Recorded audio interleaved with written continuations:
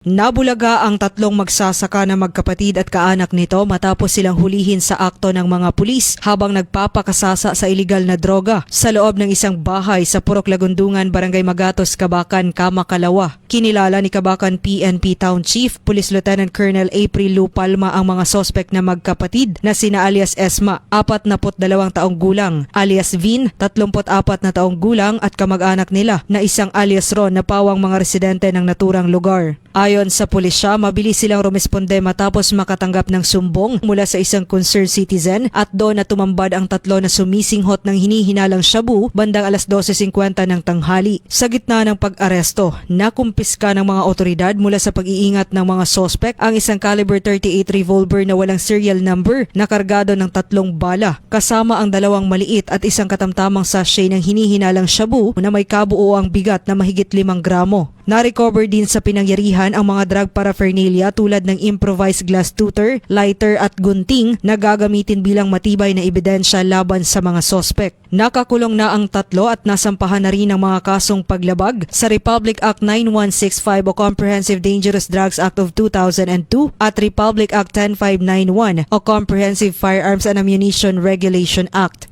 Patuloy naman ang panawagan ng Kabakan PNP sa publiko na huwag mag-atubiling isumbong ang anumang iligal na aktibidad sa kanilang komunidad.